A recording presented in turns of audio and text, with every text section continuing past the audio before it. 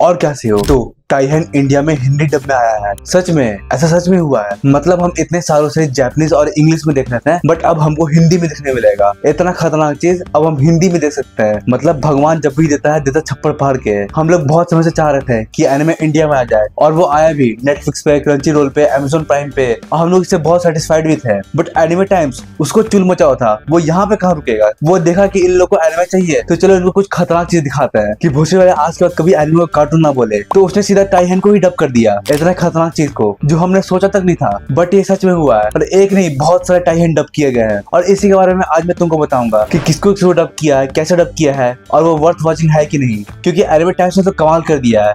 ऐसा कुछ कर दिया ना जो किसी ने नहीं सोचा था इंडिया में, मतलब किसी ने भी नहीं। मैं इंस्टाग्राम में स्क्रॉल कर रहा था, तभी मेरे को एक पोस्ट दिखता है एनिमे टाइम्स का कि ये टाइहन को डब कर रहे हैं, वो भी मल्टीपल लैंग्वेज में। और उसके बाद एनिमे टीएम टॉक चैनल पे एक नया वीडियो आता है टाइहन के बारे में, और उसको देखने के बाद तो मेरा दिमाग खुल जाता है कि सच में ऐसा हुआ है। तो फिर मैं रिसर्च करता हूँ और थोड़ा दिखता भी हूँ, तब मेरे को पता चलता है कि भाई एनिमे टाइम्स कुछ खतरनाक चीज कुक कर रहा है। उसने सिर्फ टाइहन को डब नहीं किया है, उसने इंडिया में नया अपॉर्चुनिटी खोल दिया है। मतलब लोगों ने सोचा नहीं था कि ये भी किया जा सकता है, बट एनिमे टाइम्स ने करके दिखा दिया। अब लोग इसको नेक्स्ट लेवल पे ले जाएंगे। मतलब अगर ये आ सकता है तो समझो क्या क्या आ सकता है। और डब्ड टाइहन की बात करें तो उसमें 4 टाइहन है जिसको एनिमे टाइम्स ने डब किया है। बट यहाँ पे एक कैच है, मसाला नहीं, इंडियन गवर्नमेंट का कैच, कि तुम हिंदी डब्ड टाइहन को देखोगे तो उसमें लगभग सारे वीडियोस सब 3 मिनट के आसपास के हैं। मतलब कोई 3 मिनट से ऊपर या नीचे है, बट जो ओरिजिनल है वो 5 मिनट या 8 मिनट के आसपास का है। और एनिमे टाइम्स ने बहुत सारे सीन्स को काट दिया है। बहुत सारे, मतलब जो मेन सीन्स है ना जिसके लिए तुम उसको देखने जाते हो, वो सीन्स काट रखे हैं। वो सस मोमेंट्स, वो सॉसी सीन्स,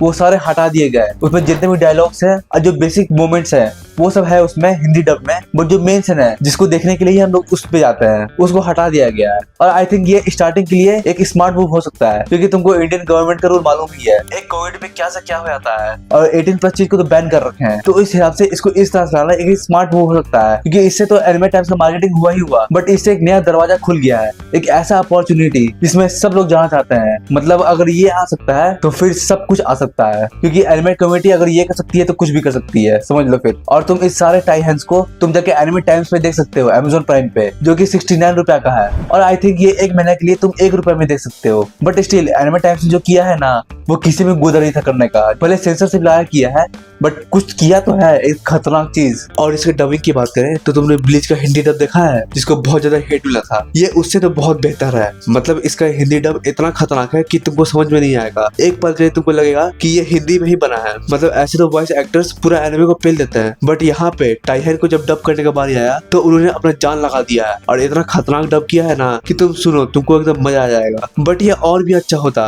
कि अगर इसमें जो सॉसी सीन्स है उनको भी डब किया जाता तो। बट इसका डबिंग सच में अच्छा है, तुम इसको देखोगे तुमको मजा आ जाएगा, इतना मस्त डबिंग है इसका। और इसके सारे टाइहन्स की बात करें जिसको एनिमे टाइम्स ने डब किया है, तो उसमें पहला टाइहन है the share house secret rule. इसका स्टोरी कुछ ऐसा है कि इसमें अपना मेन प्रोटैगनिस्ट वो नए फ्लैट में शिफ्ट होता है, जिसमें 2 हॉट चिक्स रहती है, और वो दोनों उससे सारा काम कराती है। घर का काम, झाड़ू पोछा, जितना भी बर्तन धोना है, सब कुछ उसी से कराती है। और वो सब फ्रस्ट्रेट होकर वहां जाने लगता है, बट वो दोनों उसको रिक्वेस्ट करते हैं कि मत जाओ। और फिर बाद में वो उसको ऑफर देती है कि तुम जितना काम करोगे उसके बदले मैं तुमको उतना सर्विस दूंगी, तुम मेरे साथ 1 मिनट के लिए कुछ भी कर सकते हो। मतलब कुछ भी, ऐसे ही इसको टाइहन नहीं बोलते हैं। और दूसरा टाइहन है योसोबी गुरासी।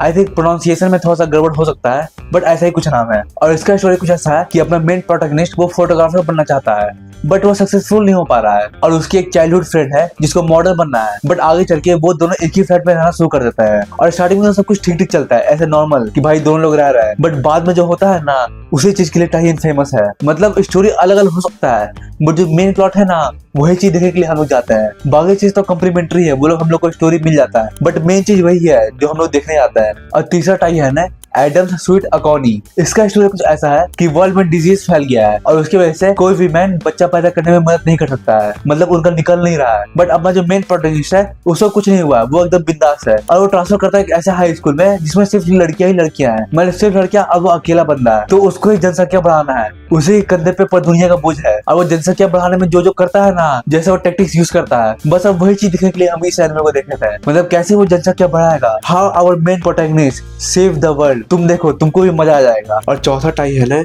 The substitute bride. इसका स्टोरी कुछ ऐसा है कि इसमें अपनी मेन प्रोटैगनिस्ट, उसकी बहन का एक सोल्जर से शादी होने वाला था और बहुत सारा रूमर्स है कि वो सोल्जर बहुत कोल्ड है, उसको सिर्फ बच्चा चाहिए, उसको लव से कोई मतलब नहीं है। इसलिए अपनी मेन प्रोटैगनिस्ट अपनी बहन को छोड़ के खुद सोल्जर से शादी कर लेती है और उसके बाद सोल्जर अपना एनर्जी दिखाता है और फिर तुमको पता ही है कि क्या होने वाला है, जो टाइहन में होता है। बट इसका स्टोरी अच्छा है और बाकी तुम जो देखने गए हो वो तो तुमको देखने मिलेगा ही। और तुम ये सब एनिमे अपने उन दोस्तों को बताओ जिनको लगता है कि एनिमे कार्टून होता है, और बट उनको नाम मत बताना, तड़पने दो सालों को, तड़पते रहेंगे। तो लास्ट में मैं यही बोलूंगा, ये एनिमे टाइम्स का कोई स्ट्रेटेजी हो सकता है अपने आप को पॉपुलर करने का, बट बड़ी खतरनाक स्ट्रेटेजी था, एकदम पूरा इंडिया को हिला के रख दिया है, बट अच्छे वे में। इससे पता क्या हो सकता है, अगर एनिमे टाइम्स ऐसा ही कुछ लाता रहा बार बार, तो लोग कल्चरल को सब्सक्रिप्शन को छोड़ के एनिमे टाइम्स का सब्सक्रिप्शन लेना शुरू कर देंगे। तो हो सकता है कल्चरल कुछ खतरनाक चीज कर दे, मतलब अब दुनिया पलटने वाला है, अब पूरा एनिमे इंडस्ट्री का जो हाव है ना वो चेंज होने वाला है। तुम देखते जाओ, जो बोलता है ना कि एनिमे कार्टून होता है, उन लोगों की फट के चाल हो जाएगी कि ऐसा कुछ भी एग्जिस्ट करता है, ये तो मेरे को पता ही नहीं था। तब उनको समझ में आएगा जो एनिमे देखते हैं वो सिंगल इतना खुश क्यों रहता है। बट स्टिल ये न्यूज सुन के मजा आ गया हमको। भले एनिमे टाइप्स ने इसको सेंसर में मिलाया है, बट देखने में एकदम मजा आ गया। तुमको अगर इसको और अच्छे से फील करना है तो पहले तुम सेंसर वाला देख लो, फिर अनसेंसर वाला देख लो, तो तुमको और ज्यादा मजा आ जाएगा। और सब्सक्राइब भी करो।